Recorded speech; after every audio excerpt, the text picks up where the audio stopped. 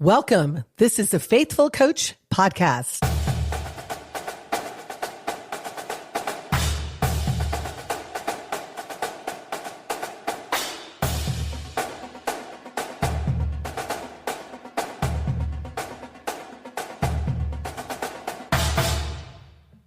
Welcome to Faithful Coach Podcast. I'm your host, Bob Pinto, and I am with my co-host, Dana Jenkins. How are you, Dan? It's always a pleasure to see you. I am doing wonderful, Bobby. And you? We're doing well. How was your Thanksgiving? My belly was full. I was uncomfortable, which means it was a good day. It was a good... Isn't that what Thanksgiving's about? Thanksgiving, I said. Isn't that what Thanksgiving's about? I guess. I don't know. Just lots of good food and sitting around a little bit. Yeah. I'm all right with that, though. So, today... What's your favorite Thanksgiving dish? Oh, my favorite dish is my mother, which was my grandmother's stuffing. It's not your typical, like, breads, you know, where they got those big bread cubes. This has sausage and... Ooh... You're gonna have to try it. I'll get my mother to make it for New Year's Eve. Yes. Oh yeah. You're coming for New Year's Eve, right? Let's go. Yes, right. Sir. Let's go. All right. Before I forget, Dana and FCA Softball will be at the NFCA Coaches Convention, which is the softball coaches convention in San Antonio. Dot and I will be there starting next Tuesday evening. FCA Softball has a breakfast on Friday morning at 7 a.m. where myself and Dot and Jim Gasso and Patty Gasso will be the guest speakers, so to speak. We're going to be talking about being married to a college coach, what that's like, and how to navigate that, because it's tough. 65, it's going to be good. 65% of coaches' marriages end in divorce, but we'll get on to that later. Listen, today... Amazing. We have not one, not two, not three, but 4 faithful coaches. You guys, this is going to be a fun one. So, guys, you are going to be so excited of who we have on today. We have a family of coaches. How this happened, I don't even know if they know, but we're going to find out today. We have the Fagan family of coaches. If you're a softball fan, you know who they are. Kasey, Sami, Haley, and Dad, Kevin. Welcome, everybody. Thank you. Thanks for having us, Bob. Oh, you're anytime, Kasey. Kasey's there with, well, Dana's going to ask that question, I think, right? See who I saw you. Yeah, we're on a Zoom call. I know people on the podcast can't see it, but like, I love this dog, but I love his name more. Can you share your dog's name with everybody? Yeah, so I have a corgi. He's like 1.5, but I named him after the Godfather. So his name is Michael Corgione, but we call him Mikey. Mikey for short. The most creative dog name I've ever heard. Yeah. Congratulations. So does the whole family, do you guys all come up with these super creative names for your pets? Is that a family? No. No. Okay. Everybody. No, just unique to me. Just me. Oh my God. See, this is what I forgot to tell everybody. We're unscripted. So I had something in mind and now we're completely off subject, but that's okay. We love this. This seriously, you guys are one of my favorite families on the planet. I love all of you. It's so fun to be around you guys. I get to see Kasey and Sami all the time, and it's just a great time. And you guys are awesome. You guys, listen, you all played on the same high school team, won 2 state championships, beating Jackie Traina in one of them, I might add. And your dad was the coach of that team. You also all played for SEC programs. 2 out of 3 of you played in the College World Series. I mean, the list goes on and on. You have Sami and Haley both played professionally here in the United States. Sami played in Japan professionally. List goes on and on. Dad, Kevin, you've coached at 2 or 3 colleges. Always brought the college program up to the next level. You've been coach of the year I mean, there's just so many things, but the best and most important accolade is that they all love Jesus and he is their Lord and Savior. And I do want to say one more thing. If people don't know, Kevin was a 2-time Super Bowl champion with the San Francisco 49ers, which leads me to my first question. So you had Kasey, he's the oldest, you had Sami, and then you had Haley. So you're from this manly man sport, and you have 3 girls in a row. What was going through your head right then? Well, Bob, I knew we had to play something. It wasn't going to be football. So I coached the girls in soccer. Me and my wife, Nancy, actually started a soccer league that got to be, I think, close to 1,000 members. We were soccer coaches, and I was the president of the league. We did soccer with the girls. Baseball was a passion of mine growing up. I ended up, being better in football, but so of course when they got involved in softball, I just waded in and just enjoyed the game of Fastpitch and coaching them growing up, and they were quite the little stars, and it was just fun watching them develop. But that's how I got, that's what we did. We did soccer and softball and those sports. Yeah, I've watched all your young ladies play, and every one of them is a superstar in their own right. And you even have the youngest one is now at Virginia Tech, Cameron, and she's a superstar herself. So it's amazing. Kasey, would you say your dad is responsible for all of you being superstars? Yes. But also don't leave out Nancy's genes. So, we have half of those. Yeah, it's probably from Nancy, right? But yeah, Dad left out a lot of sports. We were pretty much in everything. Like, I remember taking golf lessons, gymnastics, and then they told me, that I was going to be a little too tall to be a gymnast. So we, put the brakes on that one. Volleyball, basketball, swimming. Oh my gosh, every single sport we tried. But when it came down to it, when Mom and Dad were like, all right, Kasey, you got to decide what you want to play no, they didn't say it like that. They phrased it like, if you want to play soccer, then you have to train for it. And I was like, no, thanks. So I like training for softball a lot better than I like training for soccer. So that's what I chose. Didn't they throw you at goalkeeper at some point? Oh, yeah, they did. And I hated it. The being the last line of defense is just not my lane in life. The 6 is nightmare. Yeah, it is my nightmare. So that was not my position. By the way, I forgot to mention Kevin and Haley you guys are at Emmanuel College now, right? Coaching together. Yes, sir. And then Kasey and Sami are coaching at Liberty University under the most gorgeous, best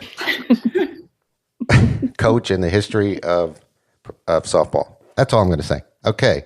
Okay, let's not get off track here. All right. Go ahead, Dan. If Dana has a question, go ahead, Dana. Let's keep it PG. Okay. All right. She's coming home tonight. She's coming home after a week. All right. Never mind. All right, we're changing lanes. Here we go. Seriously, you guys are coaching at the college level. I am a former college softball coach, and there was a time where I would, in the recruiting process, you'd see this kid and you go, this coach is in your ear going, she's awesome and she's great and she plays every position. And then you realize that the kid is actually the coach's daughter. Every single one of you guys are like, oh man, I know exactly what she's talking about. Yeah. So you guys are kind of you guys are the anomaly to that, because you actually were good and you were coached by your dad. So as recruiters now, is that a turnoff, or do you look for that?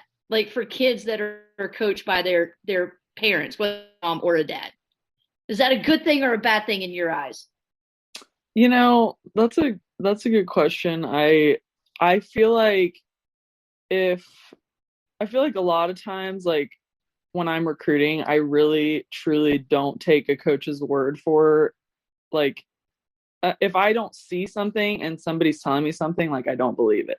So like, it doesn't matter to me really if it's a coach's kid or not. And like, I just have to rely on me, just my sight and my own knowledge of the game. But I don't know if you guys have anything to say about that, but I don't really, it doesn't matter to me. Yeah, I feel the same. I like, if I see an athlete and the coach is trying to tell me that someone that I haven't noticed is an all-star, I'm just going to be a little bit hesitant to trust them. So Right. I think Right. we trust our knowledge and what we see, and we just take the coach's word with a grain of salt. Yeah. No, that's good, because I think, as college recruiting, every parent is proud of a kid for good reason. I mean, that's your job as a parent: promote them, encourage them, be proud of them. But it is sticky sometimes when you find out and you're like, hey, your last name is the same last name as that. Oh, I see what's happening here. So, all right. Along with that, since you guys were coached by your dad, what was the best thing about being coached by your dad, and what was the worst thing? Let's go good and bad. Good and bad. I think the best and the worst thing for me was probably the same, because and looking back on it now, I know it was a good thing, but if I had one bad game, I was moved to 9th in the batting order, and he told me the only reason I was playing center field is because he didn't have another center fielder. But looking back now that, I can see why he did that. But, at the time, other kids would be, oh, she had 5 bad games in a row and she's still in the 4-hole, Dad. Like, that's not fair. But obviously he is going to be a little bit tougher on us, which I'm thankful for now. Yeah. Yeah, for sure. I was kind of going to say the same thing. Like, when you talk about, like, I guess the term to use is daddy ball, like, it was literally the opposite for us. I remember, and I mean, the best thing about playing for my dad is just like that I knew he loved me no matter what. So I always needed like that security. Even though I knew like, he was going to get on me if the effort wasn't there, if I wasn't successful, I still knew he loved me no matter what. So like, failing was okay. I wasn't afraid to fail. And then the worst thing was just like, I mean, it's kind of what Haley said. It's also the best thing for us. But he was like, Dad was just really hard on us. And he was very much like, I'll never forget this. You guys are going to laugh at this, but I will never forget this as long as I live. So I was 14 or 15. I think I was in 8th grade. And we were playing at 16 nationals in South Dakota, ASA nationals. And I was playing shortstop, and there was a ton of coaches in the stands. We were playing like the minors gold or something.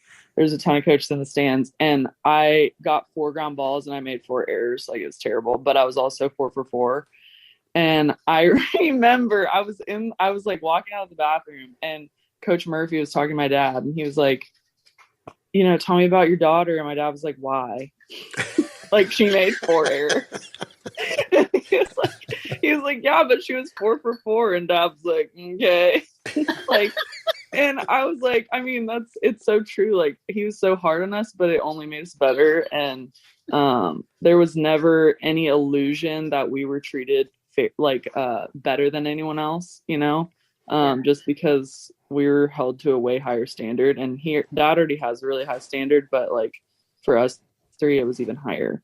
So we were blessed. Tell me about your daughter. Why? That's amazing.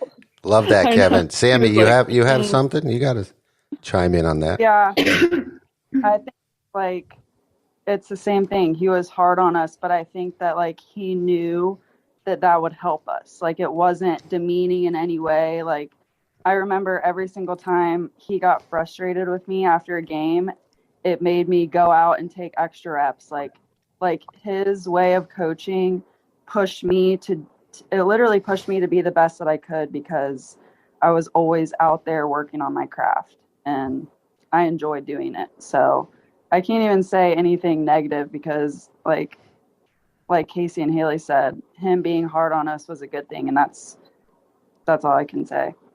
Wow. That's awesome. Bob, I got one more question. All right. It was to piggyback. Sorry. But to piggyback off of what they said, because Kevin, it does sound like you walked that fine line of being hard on them, but also giving them exactly what they needed. So my question to you is, you've been coaching for a long time. You've coached your kids. Is it easier to coach your kids, or is it easier to coach somebody else's kids? I think it's easier to coach someone else's kids. I have a lot of regrets about the way I handled my 3 older, kids, but they all overcame, because I was very, very, very hard on them. And I look back on some of the time when they were young, and I'm not proud of it. I think I have a lot more grace with other kids. But they all turned out good. They're all tremendous people, tremendous coaches, and they're not soft. And, in today's world, I think there's a lot of soft out there, and they don't have that in them. So I'm proud of them. I don't think a lot of it's due to the way I coached them. I think they have that in them, but yeah, so I think it's easier to coach other people's kids. I was very, very hard on, especially my 3 oldest growing up, very hard. Well, Kevin. Well, it looked like it paid off. Yeah.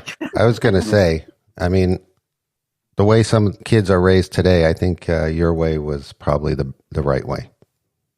Whether you... Dad's a little hard on himself. He's a little hard on himself. It's all right. We loved it, Dad. We loved playing for you. It was the best. See that? Well, thank you.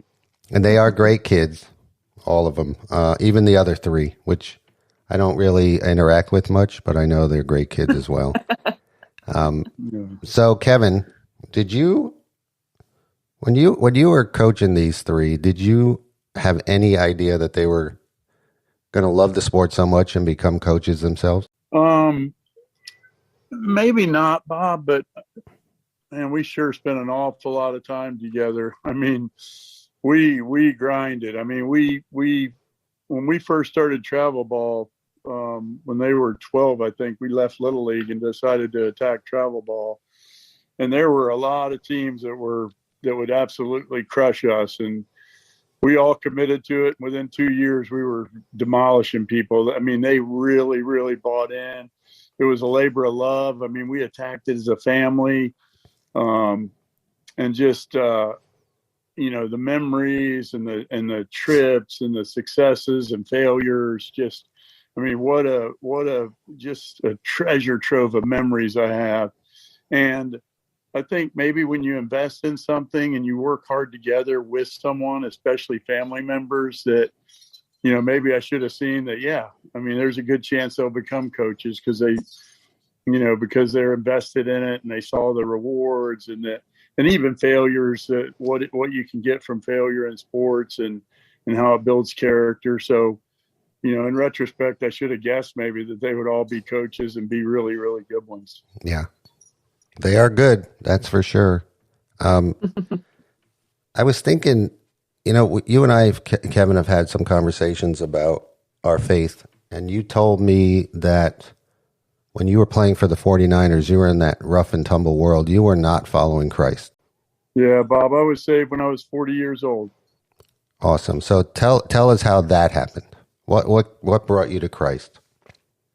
Okay, I'll try to make it short, but I was one of those people that would read the Bible, fall away, ask Jesus Christ into my heart again, read the Bible, go on a sin binge, fall away again, ask Jesus into my heart again, just a repetitive cycle. And then I heard a sermon by a man named Paul Washer, Washer, online on GodTube one day. I was watching GodTube in one of my upswing moments in my life. And he did a sermon on Matthew 7, starting with verse 13 in the narrow gate. And, and talked about just basically the hypocrisy in the world and how, because you asked Jesus Christ into your heart one time and wrote the date in your Bible, that you're not necessarily going to heaven. That Jesus himself said, if, you got to bear good fruit, and a bad tree doesn't bear good fruit, and the bad trees are thrown into the fire. So anyway, Bob, I think the Lord reaches people through many different ways, and he reached me through fear, because that day I was 40 years old, and that day I was scared to death, because in my mind, if I had died that day, I was going to burn in hell. So that day I committed my life to Jesus Christ. I did it in my bedroom by myself, and I never looked back. My relationship's grown every day, and, Jesus is first and foremost in my life. And I just, I'm just so thankful.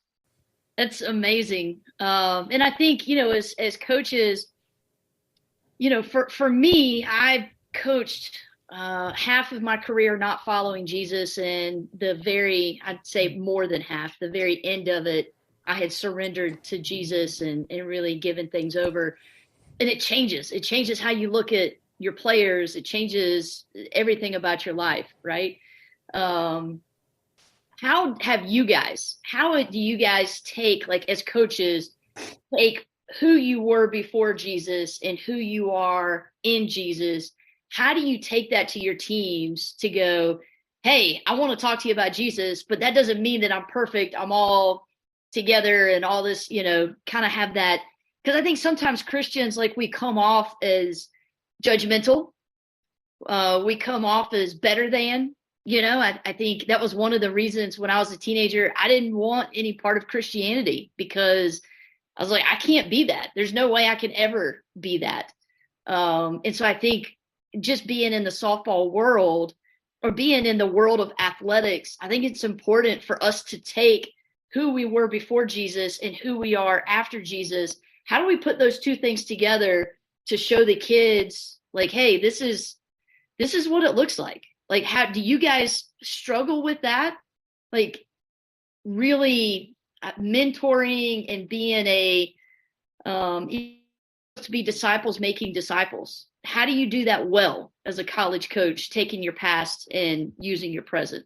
Well, I think that's super important to do, Dana. Like, using the past and who you were before Christ in the way that you are handling these young women now, because I think like when I was in college, I had the full college experience, everything that comes with being independent for the first time, everything a college kid wants to do, I did it.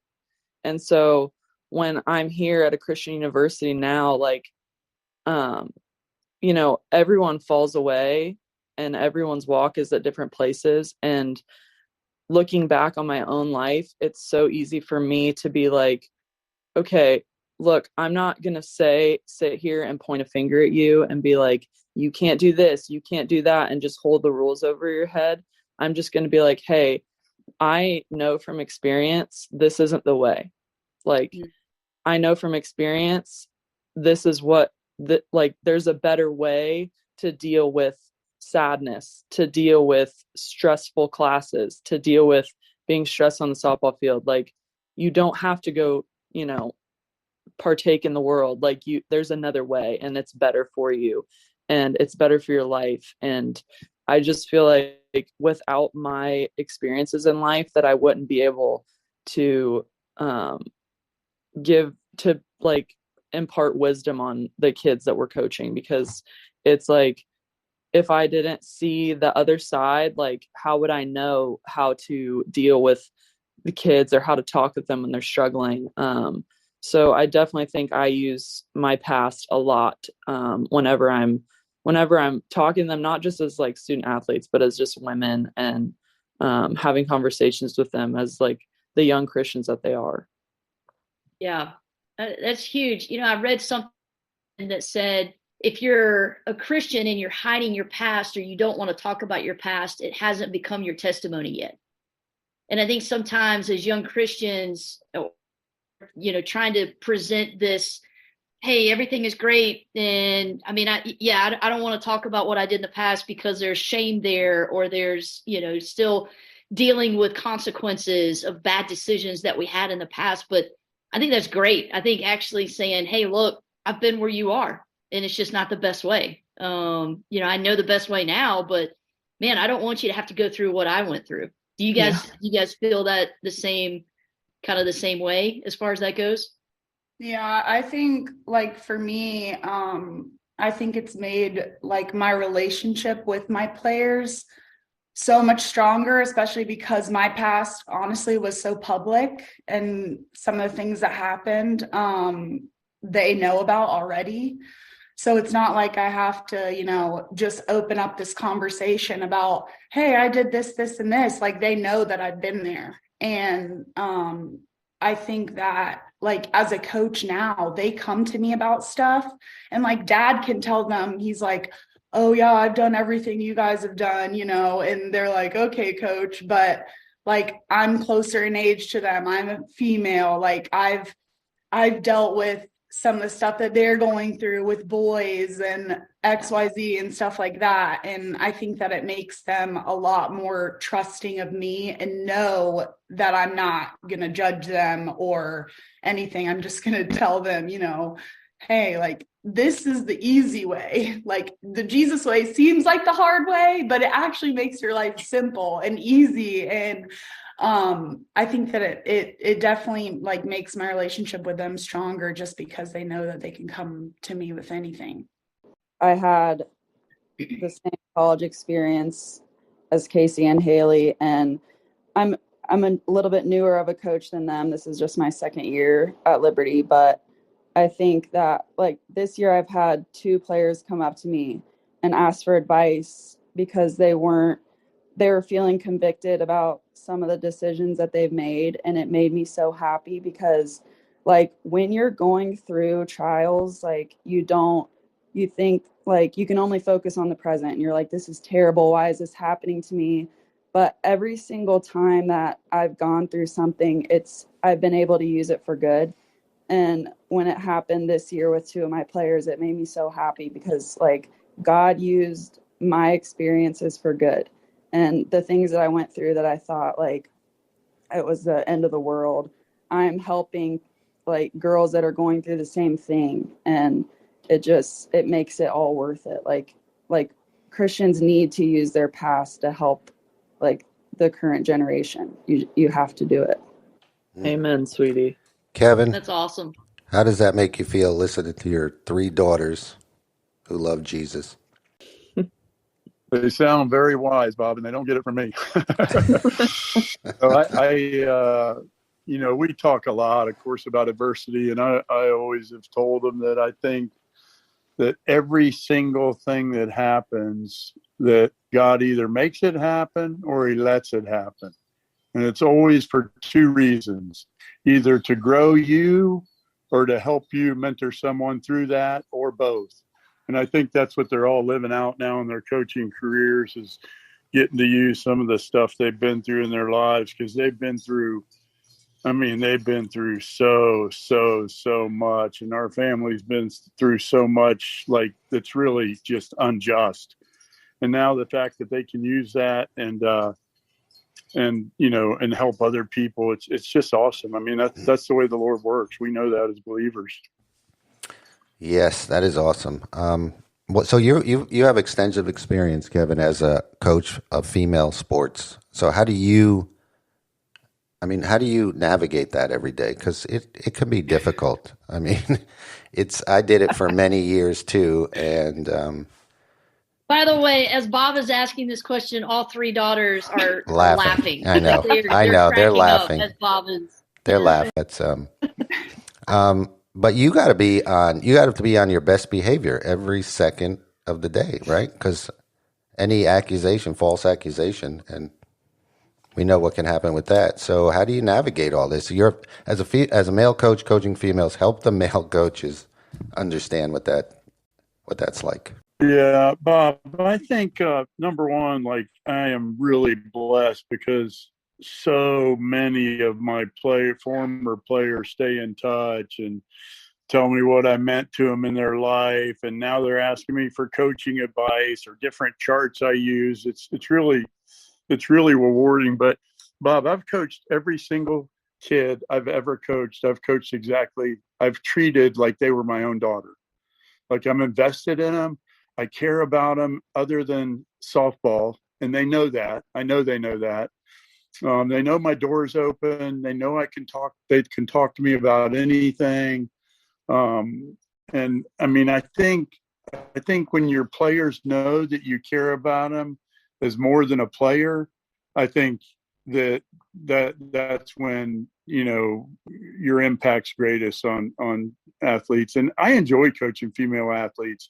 They're very eager to please. They want to do right. I enjoy it. I mean, there's the drama side of things that can get sticky, but we're very, very upfront as a coaching staff. And if anything starts, I always bring in all parties and say who said what, and we'll get to the bottom of it and we'll eliminate it. And I think when you coach and your team and your locker room, just everything's an open book. I think a lot of the drama things are eliminated. But yeah, I enjoy coaching female athletes. I think they're special, and I just treat every single one of them like they're my daughter. I mean, I love them all. Awesome. Go ahead, Dana. No, I was just going to say that's really good, because I think it's in FCA we talk about coaching the heart of the athlete, not just coaching the athlete, but coaching the heart of the athlete. Because if you can do that well, that's when the athletes will run through the brick wall for you. So I think it's got to be, there's got to be a bigger picture than the wins and losses. So hearing you guys talk about this as a family is really cool. And I think coaches will get a lot out of this. But it is about the heart behind the jersey, and not just the position that the kid plays or what she can do for you, on the field. So that's good stuff. I love it. I have 2 questions for each daughter. First, we'll go with the oldest. By the way, Kasey is the oldest of the oldest, right? You're the oldest of the 6.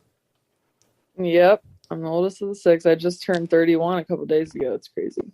Crazy time. Well, before I get to those 2 questions, Sami and Haley, what was it like having Kasey as an older sister?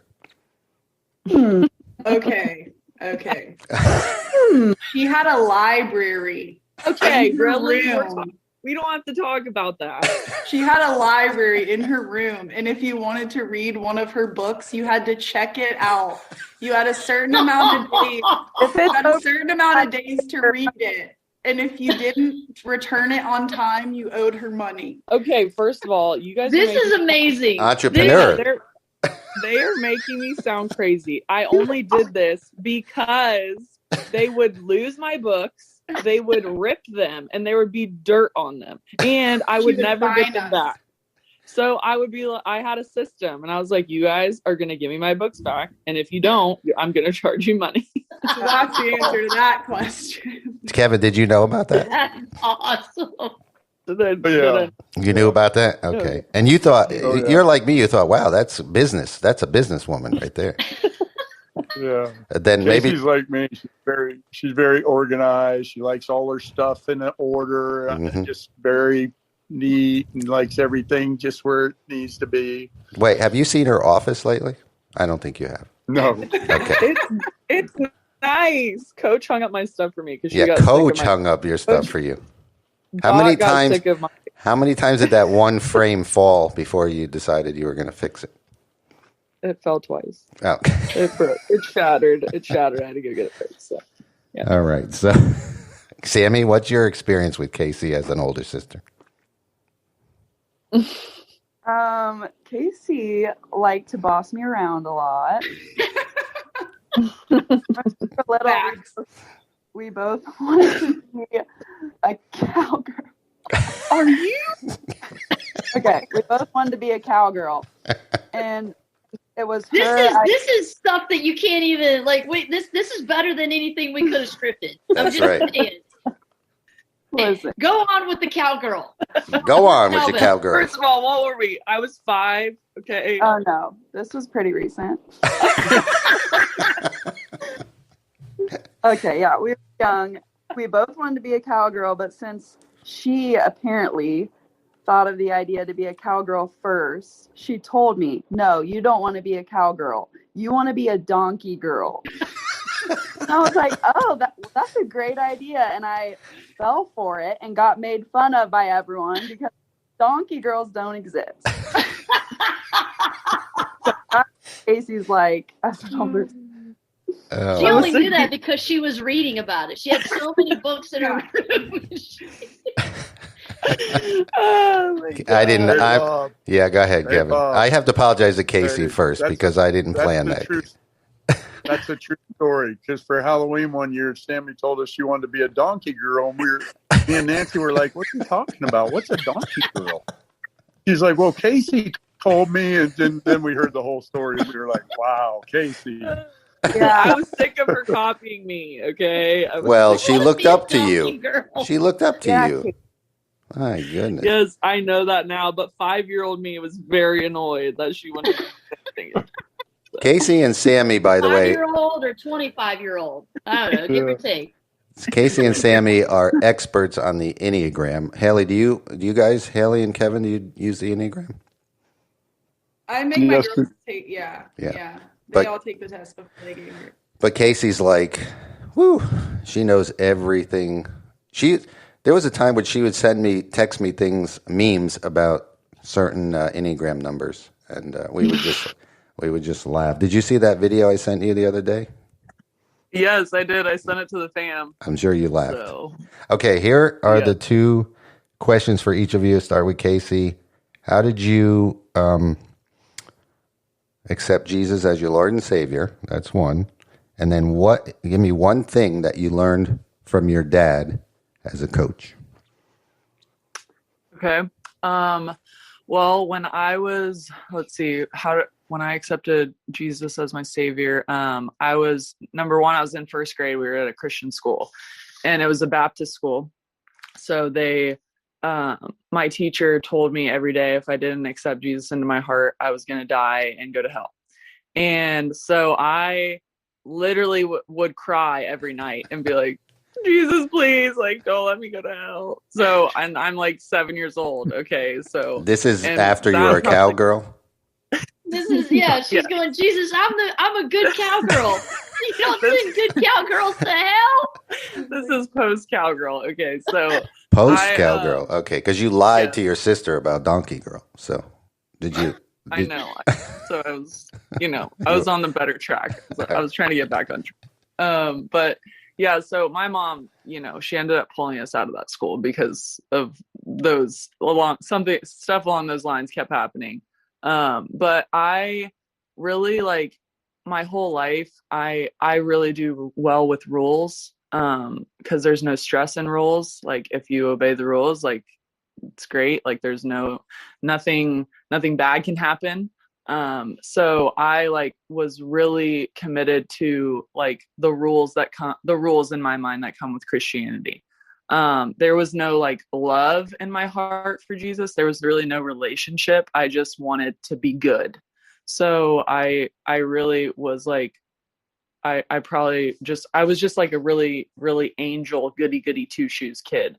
And then whenever, I got to college and a bunch of whenever we got kicked off the team at Florida and we were transferring, I've never felt like I was so basically I didn't know what was going to happen. I had no idea what the future was going to hold. And I've never had that much stress and anxiety in my life before. And I didn't know where to turn because I felt like nobody knew what I was going through. And so at that point, I really, really started praying, and kind of just being talking to God more rather than just reading my Bible and just being okay, check my box off. I read my Bible today.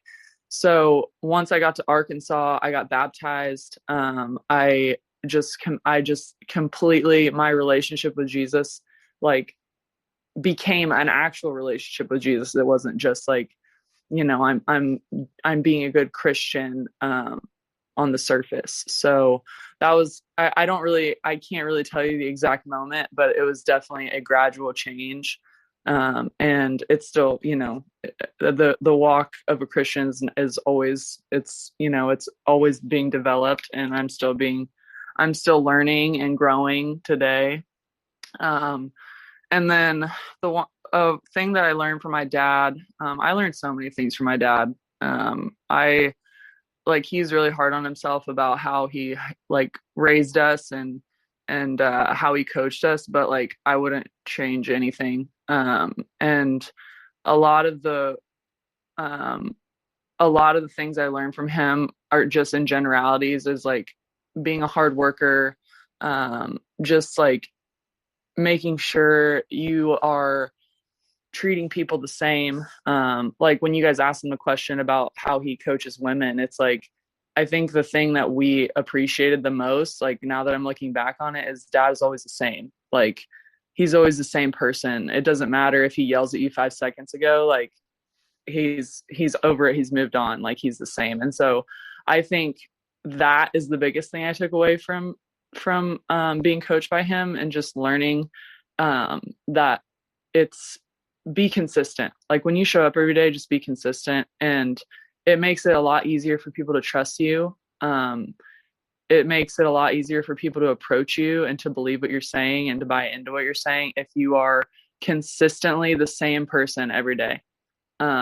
Because there's a lot of things that go on outside, in our own personal lives, but when we come to the field, it's treat people the same, be consistent person, love everyone, treat everyone the way you would want to be treated. And I think that's probably the biggest thing that I learned from Dad. Sami? So I just always remember growing up in a Christian household, going to church and everything, but I don't think Jesus became real to me. I didn't really understand what it was to have a relationship until I played in Japan. And it was a tough experience over there because I was essentially alone. I had one American teammate, and then I had a translator, but it was very hard being over there because I didn't have a good coach or a coach that I could understand, or really anyone except my teammate to talk to, especially because the time zone is completely different. When I woke up, America was going to bed. So I just felt really alone over there. And I started reading my Bible app a lot in my free time. And when I got back to America, I believe in 2017, I got baptized. But I still felt like my relationship could have been better. And I'm one of those people that I'm a product of my environment. So whenever I go home around my family, I feel really good because they walk the walk. They read the Bible. They act like Christians. You can see that they're a Christian in everything that they do. So being home with them was really good for me in my walk. But now that I'm at Liberty, it's awesome because I'm around Christianity all the time. So we go to Bible studies all the time, and just being around Dot, she made me even more aware of Jesus with her teachings on how we know the Bible is real, and talking about actual history and proving the Bible. And that to me has brought me to a whole new level, because I'm how do people not believe this?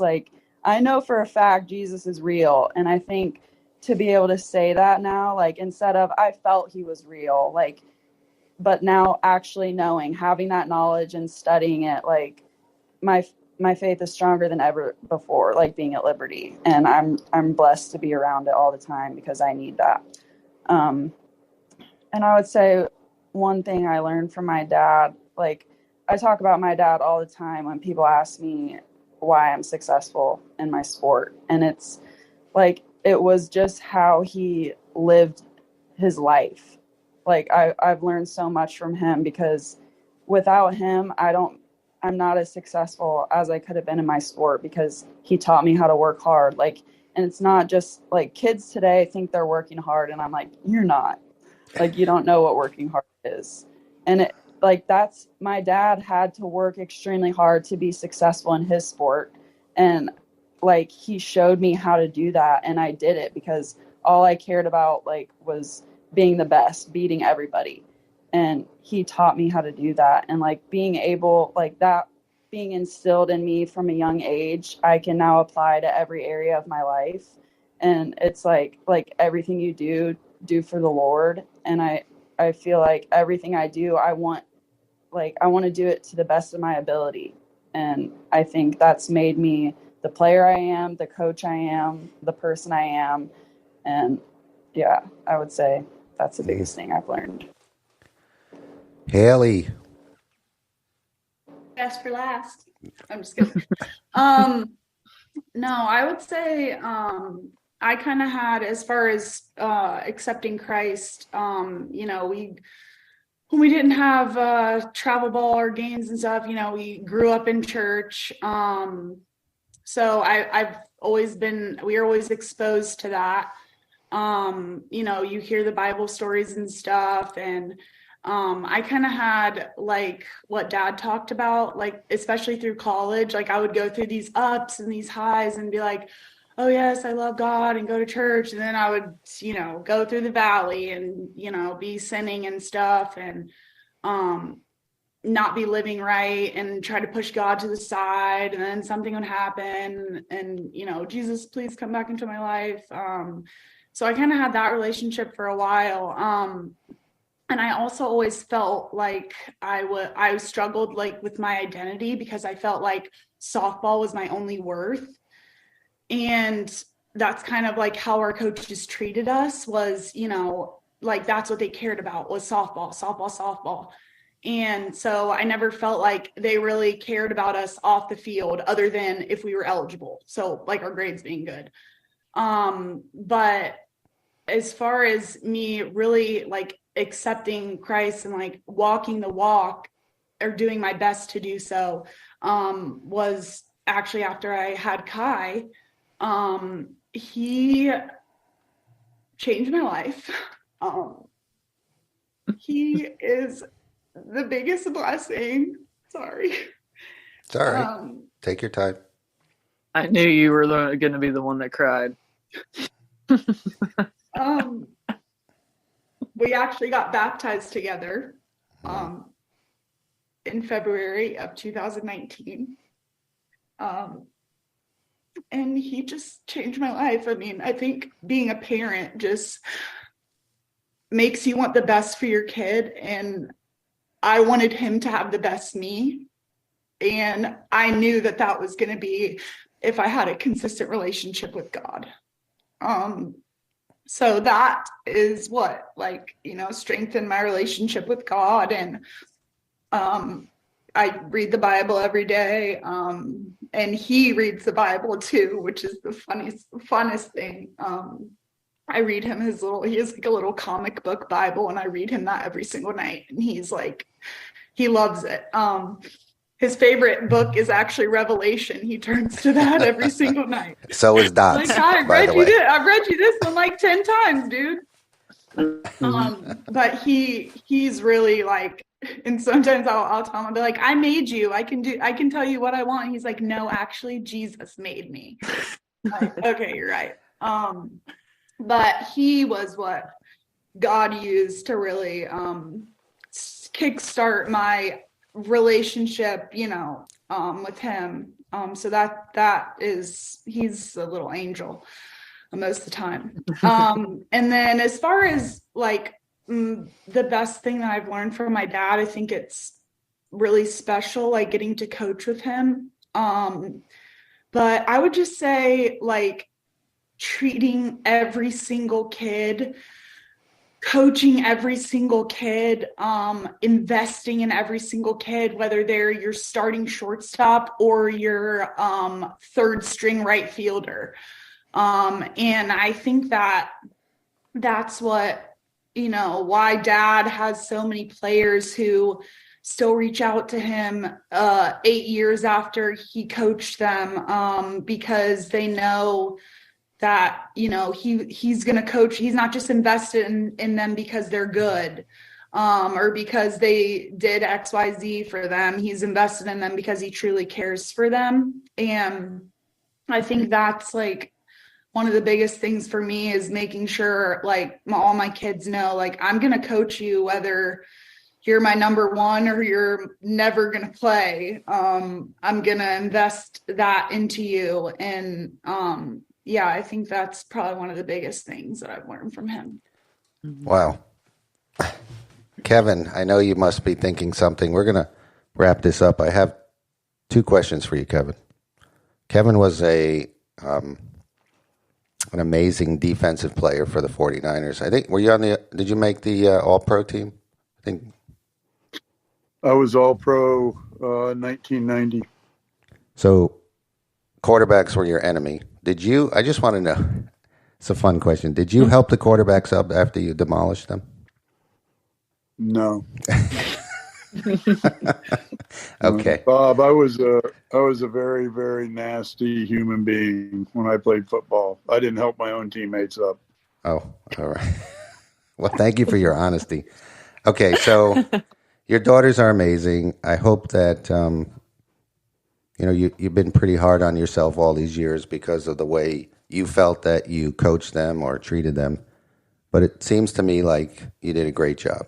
So how are you feeling right now? You have the last word. Say whatever you want. You can say it to them. You can say it to the coaches out there, whatever God has on your heart. Yeah. I'm obviously very proud of all my children. Haley hit the nail on the head. Your children are just a blessing. My children they've made me proud over and over again. And my advice in coaching, I mean, that's, I think, one of the biggest ways Jesus Christ has impacted my life is, just what Haley said. Like, that's something me and her like truly do. I know Kasey and Sami do it. I know Dot's of the same. She's of the same fiber. You invest in every single kid, whether they're like Bob. I could care less if a kid is an All-American. I mean, I released an All-American when I was at Central Florida. Like, she was bad character. Like, I don't care. Like, but I'm going to invest in every single kid, and it doesn't matter their skill level or whatever. Like, they're going to get my very best. And I think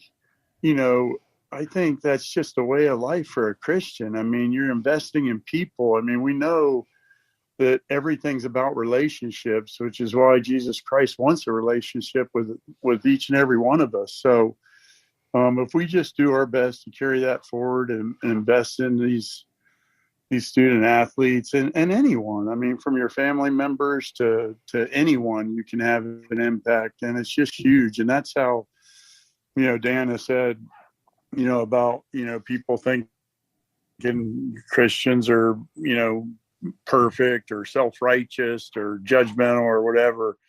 The best thing we can do for Christianity and to spread the word is just treating people the way they should be treated, and just treating them like they're truly God's creation and made in His image. Dana, you have any last words? That was powerful. All 3 of you. I mean, all 4 of you. But yeah, it was really cool. It was powerful. Thank you all for sharing. Yeah, guys, I love you guys so much. You have no idea how awesome this was. So can we do podcasts like all the time? I feel like so good about myself right now. I feel like there's been just like so much love and positivity that I just want to be on podcasts every day.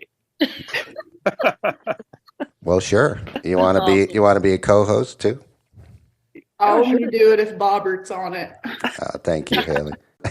Look at Sammy's so laid back. She just whatever. Where are you, Sami? I'm in my bedroom. Oh, okay. Maybe you should go to work. I don't have a car. Oh. Yeah, I have to drive her. My rental fell through, so I'm relying on Kasey. Just so fun. Awesome. You guys are great. Kevin, thank you so much. Thank you for having these 3. Tell Nancy I said thank you too. They're a I blessing. will, Bob. They're a blessing. I miss you. I miss you too. December 12th, we're going to do a Zoom for Faithful Coach, and there's going to be some coaches, marriage experts on. They're going to walk us through what it's like to be married to a coach and the pitfalls and how to navigate all that. So hopefully we'll see you on there. Play with Kai between 7 and 8, and then get on the Zoom, Dad, our granddad. Okay. And you too. You got it. You married, Kasey. You're married. You get on there too. Okay. Bring Will. Okay, I will. Bill and Nancy. All right, guys. God bless you guys. All right, see you soon. All right. Bye. You guys. Bye, Dan.